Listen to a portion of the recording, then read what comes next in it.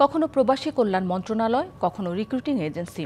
আকুতি নিয়ে দাঁড়ে দাঁড়ে ঘুরে ফেরেন মালয়েশিয়া যেতে না পারা 18,000 কর্মী। এভাবে আশ্বাসে আশ্বাসে কেটে গেছে একটি বছর, কোনো ফল আসেনি। পরিবার নিয়ে মানবেতর জীবন কাটাতে হচ্ছে তাদের।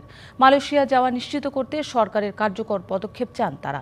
আর আগামী সপ্তাহে ঢাকায় অনুষ্ঠেয় দুই দেশের যৌথ কারিগরি কমিটির বৈঠকে বিষয়টি সমাধানের আশা করছে জনশক্তি রপ্তানিকারক সংগঠন বায়রা।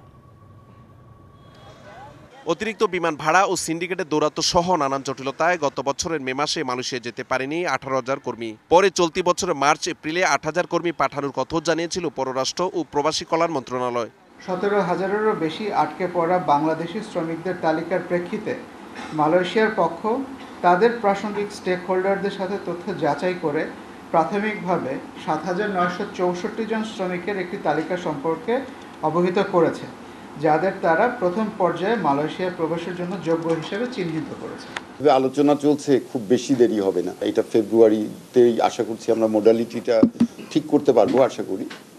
কালার এক্সপার্ট, জর্জ স্যাপ এবং মাইল্ড অন হ্যান্ডস টেকনোলজি সমৃদ্ধ অরিক্স ক্রিস্টাল ওয়াশ আপনার মার্চ এপ্রিল নাগাদ আমার মনে হয় যে আমরা ব্রেক থ্রু করতে পারবো।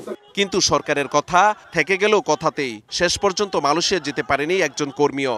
এমনকি এ বিষয়ে কোনো দৃশ্যমান অগ্রগতিও নেই। এতে হতাশ ও ক্ষুব্ধ ভুক্তভোগীরা চান সরকারের কার্যকর পদক্ষেপ। আমাদের খোলার পরে যদি আমাদের 18,000 কর্মীকে প্রথম ধাপে রাখে, এটা আমরা আশা করি। এদিকে তো 1 বছর হলো ঘুরতেছি, প্রবাসী কল্যাণে ঘুরতেছি, কিন্তু কোনো আশার আলো দেখা নেই। আপনাদের দায়িত্ব নিয়ে আমাদেরকে মালয়েশিয়া আমাদেরকে পাঠানোর চেষ্টা করেন। এটা আগামী সপ্তাহে ঢাকায় অনুষ্ঠেয় দুই দেশের যৌথ কারিগরি কমিটির বৈঠকে বিষয়টি সমাধানের আশা করছে জনশক্তি রপ্তানিকারকদের সংগঠন বায়রা।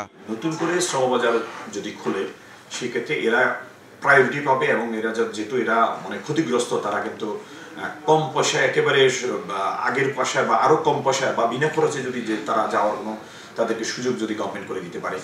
মালয়েশিয়া যেতে না পারায় 18,000 কর্মীর বিষয়টি অগ্রাধিকার দেওয়ার পরামর্শ অভিবাসন বিশেষজ্ঞদের। পরিকল্পনা হচ্ছিল দুই পক্ষের আলাপ আলোচনা, কিন্তু সেটা বিভিন্ন কারণে পিছিয়ে গেছে। তো সেটা যদি এখন সামনে হয়, এখানে একটা অগ্রাধিকার দিতে হবে। নতুনভাবে আরও কর্মী নিতে পারে বাংলাদেশ থেকে, সেই ক্ষেত্রে বাংলাদেশের বলা উচিত যে এদের ব্যাপারটাকে অগ্রাধিকার দেওয়া। দুই দেশের যৌথ কারিগরি কমিটির বৈঠকে বিষয়টি গুরুত্বের সাথে উত্থাপনের দাবি ভুক্তভোগীদের। Mahmudul Hasan Nazim, DBC news, Dhaka.